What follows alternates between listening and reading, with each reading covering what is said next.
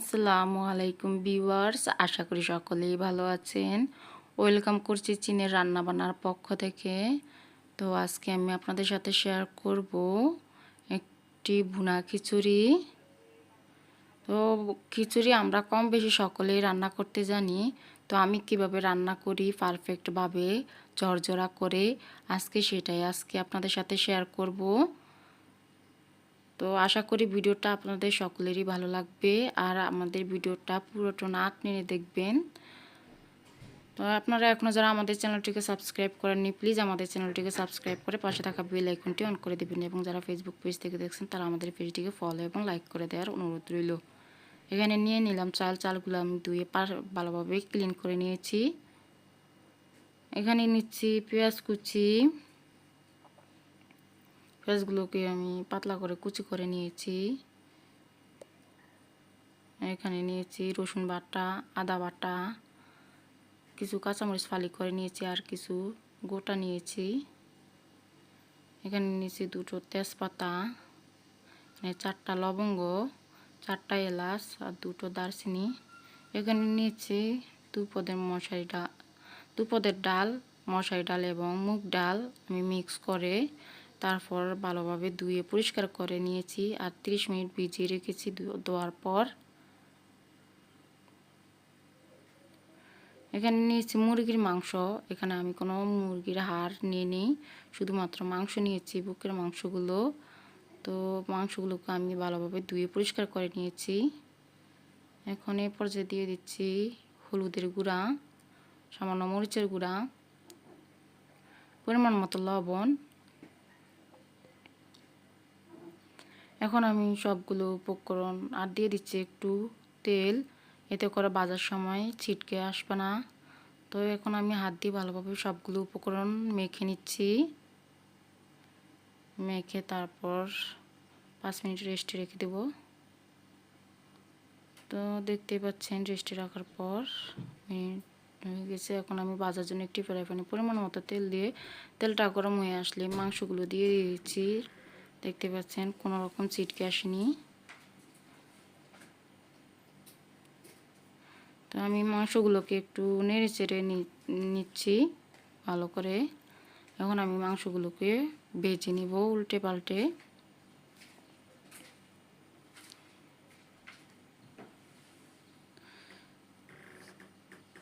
তো এই পর্যায়ে দেখতে পাচ্ছেন আমার মাংসগুলো ভাজা হয়ে গিয়েছে। তো আমি আরও কিছুক্ষণ ভাজার পর মাংসগুলো নামিয়ে নিব। চলে আসলাম রান্নার মূল পর্বে। এখানে দিয়ে দিলাম পরিমাণ মতো তেলটা গরম হয়ে আসলে দিয়ে দিলাম মশলাগুলো, গরম মশলাগুলো, তেজপাতা, এলাচ, দারচিনি, লবঙ্গ। এরপর দিয়ে দিলাম পেঁয়াজ কুচি। এখন একটু ভেজে নিচ্ছি। আর মশলাটা আগে দেওয়ার কারণে মশলার থেকে সুন্দর একটা ঘ্রাণ বের হয়। এ পর্যায়ে দিয়ে দিলাম আদা বাটা,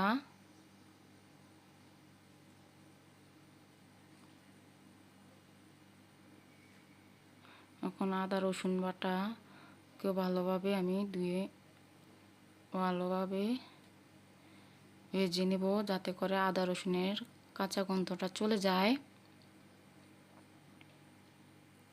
এখন দিয়ে দিচ্ছি কাঁচামরিচ,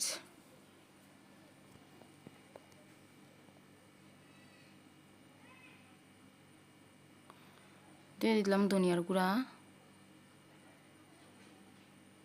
দিয়ে দিলাম জিরার গুঁড়া পরিমাণ মতো, দিয়ে দিচ্ছি সামান্য পরিমাণ পানি, যাতে করে মশলাগুলো পুড়ে না যায়। তো এই পর্যায়ে অ্যাড করে দিব গুঁড়া মশলা। এখন দিয়ে দিচ্ছি মরিচের গুঁড়া, হলুদের গুঁড়া, স্বাদ মতো লবণ। এখন সবগুলো উপকরণ মিক্স করে নিচ্ছি। এখন আমি মশলাগুলোকে কষিয়ে নিব কিছুক্ষণ নেড়ে চেড়ে। এখন আরও একটু পানি দিয়ে কষিয়ে নিব ভালোভাবে মশলাগুলোকে। তো এই পর্যায়ে দেখতে পাচ্ছেন মশলাগুলো কষানো হয়ে গিয়েছে। এখন দিয়ে দিলাম মাংসগুলো। এখন আমি নেড়ে চেড়ে দিচ্ছি মশলার সাথে মাংসগুলোকে। এখন আমি মাংসগুলোকে কষিয়ে নিব এই মশলার সাথেই। তো আমি 2 মিনিটের মতন মশলার সাথে মাংসগুলোকে কষিয়ে নিয়েছি। এখন সিদ্ধ হওয়ার জন্য সামান্য পরিমাণ পানি অ্যাড করে দিলাম, মাংসগুলো যাতে সিদ্ধ হয় ভালোভাবে। তো এখন আমি ঢেকে রান্না করে নিব। এই পর্যায়ে দেখতেই পাচ্ছেন রান্না প্রায় কমপ্লিট হয়ে গিয়েছে। এখন আমি মাংসগুলোর সাথে দিয়ে দিচ্ছি টক দই। আপনাদের কাছে যদি টক দই না থাকে তাহলে আপনারা দুধের সাথে 1 টেবিল চামচ লেবু মিশিয়ে অ্যাড করে দিতে পারেন। তো আমার দইটা এর সাথে কষানো হয়ে গিয়েছে, দেখতেই পাচ্ছেন।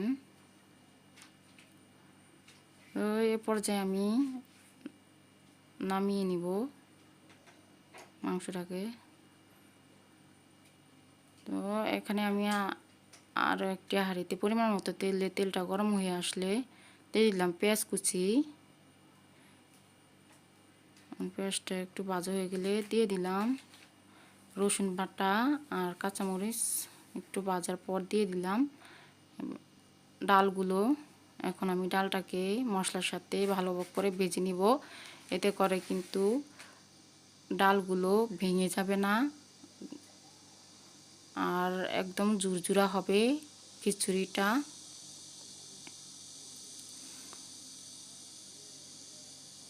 এর পর্যায়ে দেখতে পাচ্ছেন ডালটা ভাজা হয়ে গিয়েছে। তো আমি এর সাথে দিয়ে দিব চালগুলো এর সাথে আমি ভেজে নিব কিছুক্ষণ, এতে করে কিন্তু খিচুড়িটা বেশ ঝরঝরা হবে। তো আমি দিয়ে দিলাম চাল।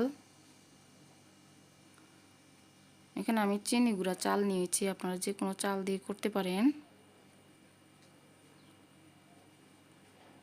এই পর্যায়ে আমি চালগুলোকে ডালের সাথে ভেজে নিচ্ছি সমস্ত মশলার সাথে।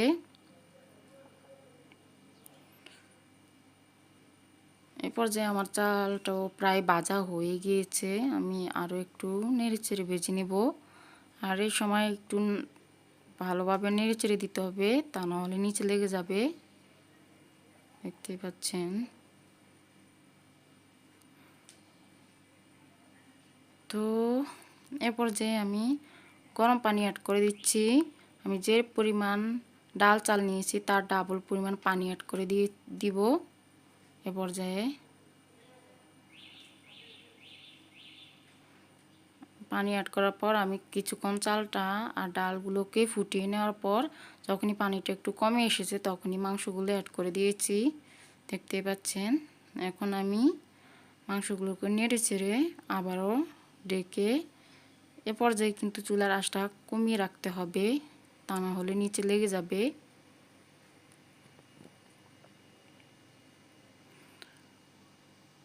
তো এই পর্যায়ে ঢাকা খুলে দেখতেই পাচ্ছেন আমার খিচুড়িটা রান্না কমপ্লিট হয়ে গিয়েছে, দেখতে পাচ্ছেন কতটা ঝরঝরে হয়েছে।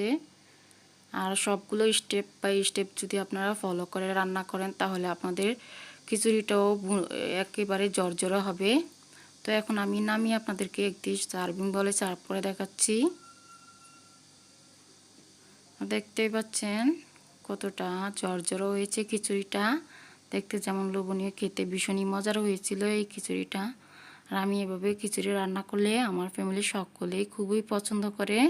তো বৃষ্টির দিনে খিচুড়িটা আপনারা করে খেতে পারেন। আশা করি এই ভিডিওটি আপনাদের সকলেরই ভালো লেগেছিল।